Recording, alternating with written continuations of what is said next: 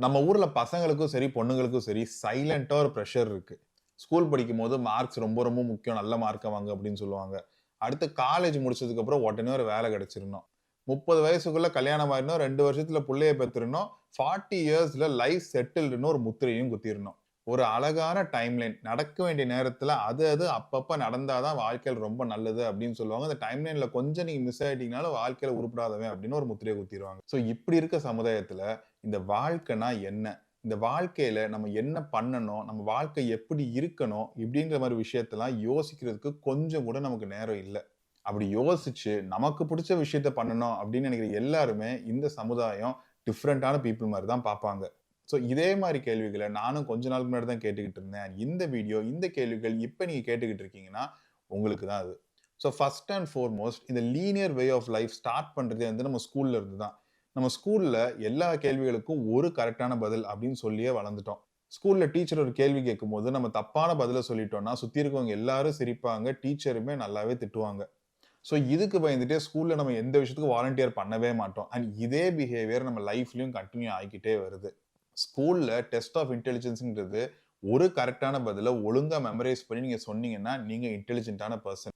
ஆனா லைஃப்ல intelligence measure பண்றது 2 விஷயங்கள்ல தான். 1 உங்களுக்கு தேவைங்கிறத நீங்க எப்படி அடையறீங்க அப்படின்றது ஒரு டெஸ்ட் ஆஃப் இன்டெலிஜென்ஸ்.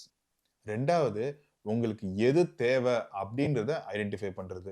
ப்ராப்ளம் என்னதுன்னா, நமக்கு எது தேவை அப்படின்னு ஐடென்டிஃபை பண்றதுல தான் நெறைய பேர் ஸ்டக் ஆவாங்க.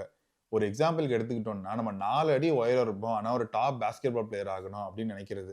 கண்டிப்பா உங்களால பாஸ்கெட் பால் விளையாட முடியும். ஆனா அந்த கேமோட ரூல்ஸ் படி 4 அடி இருந்துட்டு நீங்க பாஸ்கெட் பால்ல ஒரு ஸ்டார் ஆகுறதுங்கிறது ரொம்ப ரொம்ப கஷ்டம். ஸோ லைஃப்லயும் இதே தான் நம்ம பண்றோம்.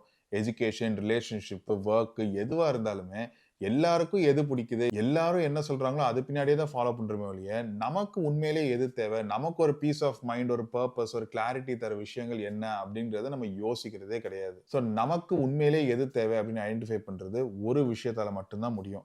ஐட்ரேஷன். ஒரே விஷயத்த பல டிஃபரெண்ட் ஆங்கிள்ஸ்ல ட்ரை பண்றது. இப்ப ஸ்கூல்ல ஒரு கொஸ்டின் மல்டிபிள் சாய்ஸ் கொஸ்டின் இருக்குன்னா, 4 ஆப்ஷன் குடுப்பாங்க. அதுல 1 ரைட் ஆன்சர். ஆனா லைஃப்ல அந்த 4 ஆப்ஷனுமே கரெக்ட்டா இருக்கலாம். இல்ல அந்த 4 ஆப்ஷனுமே தப்பு. பட் அந்த 4 ஆப்ஷன்ல உங்களுக்கு கிடைச்ச அனுபவத்துல 5வதா ஒரு புது ஆப்ஷன் நீங்க ரியலைஸ் பண்றீங்க அப்படின்ற மாரி கூட இருக்கலாம். இன்னைக்கு ஜாக் மான்ற ஒரு மனுஷன உங்களுக்கு ஃபவுண்டர் ஆஃப் அலிபாபா ஒரு ரொம்ப பெரிய பணக்காரரு அப்படின்னு உங்களுக்கு தெரியும். ஆனா அவரோட சின்ன வயசுல அவர் KFC கடையில கோழி பொரிக்கிற வேலைய கூட நீ தகுதி இல்ல அப்படின்னு சொல்லி அவர் ரிஜெக்ட் பண்ணாங்க. அவருக்கு அன்னைக்கு தேவை ஒரு வேலை, கொஞ்சம் கையில காசு. ஸோ அதுக்காக டூர் கைடா அவர் வேலை பார்த்தாரு வெஸ்டர்னர்ஸ்க்குலாம். அங்க அவர் கொஞ்சம் கொஞ்சமா இங்கிலீஷ் கத்துக்க ஆரம்பிக்கிறாரு. அடுத்து அவர் சரி இன்னும் கொஞ்சம் காசு பார்க்கலாம், இங்கிலீஷ் கத்து வச்சிருக்கோம்ல அப்படின்ட்டு ஒரு சைனீஸ் டூ இங்கிலீஷ் டிரான்ஸ்லேஷன் சர்வீஸ்ன்னு ஒண்ணு ஆரம்பிக்கிறாரு. ஸோ அதுலயும் நமக்கு ஒழுங்கா காசு கிடைக்க மாட்டேங்குது அப்படின்ட்டு, முந்தி எல்லோ பேஜஸ்ன்னு ஒரு கான்செப்ட் இருக்கு. இன்னைக்கு இருக்க மக்களுக்கு எல்லோ பேஜஸ்னா என்னன்னீங்கன்னா கொஞ்சம் கூகுள் பண்ணி பாருங்க. அப்படி இல்லனாலுமே முந்திலாம் வந்து எல்லாரோட பிசினஸும் வீட்ல இருக்க ஃபோன் நம்பர், லேண்ட்லைன் நம்பர்ஸ்லாம் வந்து ஒரு புக்ல பப்ளிஷ் பண்ணி டெலிஃபோன் கம்பெனிஸ்லாம் வந்து குடுப்பாங்க. அதுதான் எல்லோ பேஜஸ். ஸோ இத ஜாக்மா வந்து ஆன்லைன்ல பப்ளிஷ் பண்ண ஆரம்பிக்கிறாரு. அதுலயும் ஆனா அவ்வளவா ஒரு பிசினஸ் மாடல் கரெக்ட்டா கண்டுபிடிக்க முடியல. பட் இந்த 3லயும் ஒவ்வொரு தடவையும் ஒரு ஒரு விஷயங்கள அவர் கத்துக்கிறாரு. ஃபர்ஸ்ட் டைம் அந்த டூர் கைடா இருக்கும்போது இங்கிலீஷ் ஒழுங்கா எப்படி பேசுறது அப்படின்னு கத்துக்கிறாரு. 2வது பிசினஸ்ல சைனீஸ் டூ இங்கிலீஷ் டிரான்ஸ்லேஷன்ல ஒரு வெஸ்டர்ன் ஆடியன்ஸையும், ஒரு லோக்கல் மார்க்கெட்டையும் எப்படி இணைக்கலாம் அப்படிங்கிற ஒரு கான்செப்ட்ட அவர் கத்துக்கிறாரு. அண்ட் 3வது ஆரம்பிச்ச பிசினஸ்ல தான் அவர் ஆன்லைன்ல இன்டர்நெட்டோட பவர வந்து அவர் ரியலைஸ் பண்றாரு. இது 3த்தையும் கத்துக்கிட்டதுக்கு அப்புறம் 34 வயசுல அவர் அலிபாபா அப்படின்ற ஒரு கம்பெனிய அவர் ஆரம்பிக்கிறாரு. அன்னைக்கு அவருக்கு தேவை வெறும் காசு தான். ஆனா ஒவ்வொரு பிசினஸ்ல இருந்து ஒண்ணு ஒண்ணு கத்துக்கிட்டதுக்கு அப்புறம் தான் அன்னைக்கு அலிபாபான்ற கான்செப்ட் அவர் மைண்டுக்கு வந்தது. இந்த எக்ஸ்பீரியன்ஸ்லாம் இல்லாம, இல்ல இந்த எக்ஸ்பீரியன்ஸ ரிஃப்ளெக்ட் பண்ணாம இன்னைக்கு அலிபாபா வந்திருக்காது. அதுக்கு முன்னாடி பண்ண பிசினஸ்லாம் ஃபெயிலியர்ஸ் கிடையாது. சக்சஸ் கிட்ட ரீச் ஆகுறதுக்கான ஐட்ரேஷன்ஸ். ஸோ லைஃப்ல நம்ம எப்படி ஐட்ரேட் பண்ணலாம் அப்படின்றது தான் இந்த 3 ஸ்டெப்ஸ்ல அடுத்து பார்க்க போறோம். First commit to small consistent steps.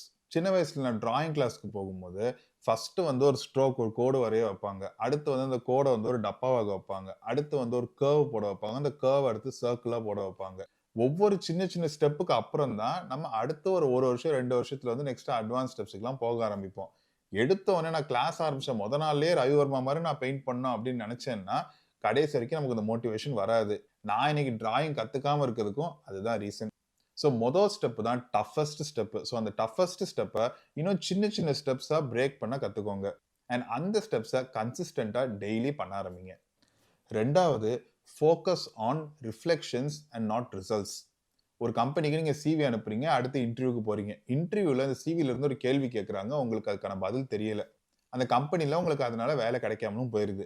திருப்பி நீங்கள் வீட்டுக்கு வந்து அதே சிவியை நீங்கள் அனுப்புறீங்க, திருப்பி ஒரு இன்டர்வியூக்கு போய் அதே கேள்வியில் நீங்கள் மாட்டிக்கிட்டீங்கன்னா நீங்கள் அங்கே ரிஃப்ளெக்ட் பண்ணவே இல்லை. ரிஃப்ளெக்ட் பண்ணியிருந்தீங்கன்னா அந்த சிவியில் எய்தர் அந்த சேஞ்சை நீங்கள் பண்ணியிருப்பீங்க, திருப்பி அந்த கேள்வியை நம்ம கேட்காம இருக்கணும் அப்படின்றதுக்கு, இல்லைனா என்ன கேள்வி கேட்டாங்களோ அதை பற்றி நீங்கள் கொஞ்சம் தெரிஞ்சுட்டு திருப்பி அடுத்த இன்டர்வியூ அட்டெண்ட் பண்ணியிருந்திருப்பீங்க. ஸோ ஐட்ரேஷனுக்கு ரிஃப்ளெக்ஷன் ரொம்ப ரொம்ப முக்கியம். ஏன்னா it is about all the small improvements that you make in your everyday life.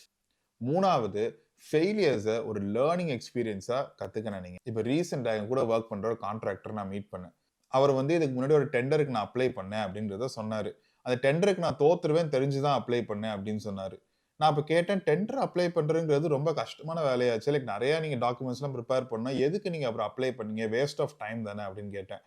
அப்போ அவர் சொன்னாரு, ஒரு டெண்டர் ப்ராசஸ்ங்கும் போது அவங்க ஃபீட்பேக் தருவாங்க. நீங்க எந்தெந்த இடங்கள்லாம் வந்து இன்னும் நீங்க இந்த மாதிரி ஒரு ப்ராஜெக்ட் எடுக்கிறதுக்கு எங்கெங்கெல்லாம் நீங்க என்ன இம்ப்ரூவ் பண்ணணும் அப்படின்னு ஒரு ஃபீட்பேக் தருவாங்க.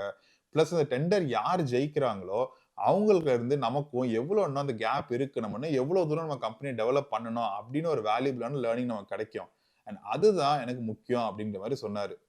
ஸோ நம்ம தோத்து போயிருவோம், நம்ம ஃபெயில் ஆயிருவோம் அப்படின்ற மைண்ட் செட்டோட மட்டும் நம்ம போனோம்னா கத்துக்கவே மாட்டோம். ஆனா இதே இது நீங்க கொஞ்சம் ரீஃப்ரேம் பண்ணி இதுல இருந்து என்ன கத்துக்க முடியும், நம்ம ஒரு ப்ராசஸ் பண்றனால நம்மளால என்ன கத்துக்க முடியும் அப்படின்னு ஒரு கான்செப்ட் நீங்க போனீங்கன்னா இந்த ஐட்ரேஷனுக்கு அது ரொம்பவே ஹெல்ப்ஃபுல்லா இருக்கும். ஏன்னா எந்த விஷயமும் நீங்க ஃபெயிலியரா பார்க்க மாட்டீங்க, ஒரு லேர்னிங் எக்ஸ்பீரியன்ஸை மட்டும் தான் நீங்க பார்ப்பீங்க. ஸோ நீங்க இந்த ஃபேஸ் ஆஃப் யர் லைஃப்ல இருந்தீங்கன்னா, அதாவது என் பேஷன் என்னன்னு எனக்கு தெரியல, என்னோட பர்பஸ் என்னன்னு தெரியல, நான் எதுக்காக இந்த வேலை பார்க்குறேன்னு தெரியல, இப்படிலாம் நீங்க நிறைய யோசிச்சுக்கிட்டு இருந்தீங்கன்னா, it is completely okay to have those thoughts. ஒரு காட்டுல நான் தொலைஞ்சிட்டேன் அப்படின்னு நினைச்சீங்கன்னா உங்களுக்கு பயம் வரும். ஆனா அதே காட்டை நான் எக்ஸ்ப்ளோர் பண்ண போறேன் அப்படின்னு நினைச்சீங்கன்னா ஒரு அட்வென்ச்சருடைய எக்ஸைட்மெண்ட் கிடைக்கும் உங்களுக்கு. ஸோ லைஃப்பை எக்ஸ்ப்ளோர் பண்ணுங்க. உங்களுக்கு பிடிச்ச விஷயங்கள் எல்லாத்தையும் ஐட்ரேட் பண்ணுங்க, ஆக்ஷன் எடுங்க. அதில் ஃபெயில் ஆனீங்கன்னா பரவாயில்ல, அதுலேருந்து கற்றுக்கோங்க, திருப்பி எல்லாத்தையும் ஃபர்ஸ்ட்லேருந்து ஆரம்பிங்க. ஒரு பர்ஃபெக்ட் பாதையை கண்டுபிடிக்கணும் அப்படின்னு நினைக்காம உங்களுக்கு பிடிச்ச பாதை எதுவோ அதில் சும்மா நகருங்க. அந்த பாதையில் நீங்கள் புது புது மனிதர்களை பார்க்கலாம், புது புது கம்பெனிஸை மீட் பண்ணலாம், தாட்ஸ் அண்ட் ஐடியாலஜிஸை நீங்கள் மீட் பண்ணலாம். அண்ட் இது எல்லாமே உங்களோட நிறைவான வாழ்க்கைக்கு கொண்டு தான் போகும். நீங்கள் பண்ண வேண்டியது ஒரு பாதையை சூஸ் பண்ணி நடக்க ஆரம்பிக்கணும், ரிஃப்ளெக்ட் பண்ண ஆரம்பிக்கணும், ரிஃப்ளெக்ஷன்ல இருந்து திருப்பி நடக்க ஆரம்பிக்கணும். அதுதான் ஐட்ரேஷன். இந்த வீடியோ உங்களுக்கு வேல்யூ தந்துருந்துச்சுன்னா மறக்காம like, share and subscribe so that இதே வேல்யூவை யூடியூப் மற்றவங்களுக்கும் தரும். நீங்க இப்ப எடுக்க போற ஸ்மாலஸ்ட் ஸ்டெப் என்ன, உங்களுடைய ஐட்ரேஷன் இப்ப என்ன பண்ண போறீங்கன்றத கமெண்ட்ஸ்ல மறக்காம ஷேர் பண்ணுங்க. லைஃபை என்ஜாய் பண்ணுங்க. அடுத்த வீடியோல பார்ப்போம்.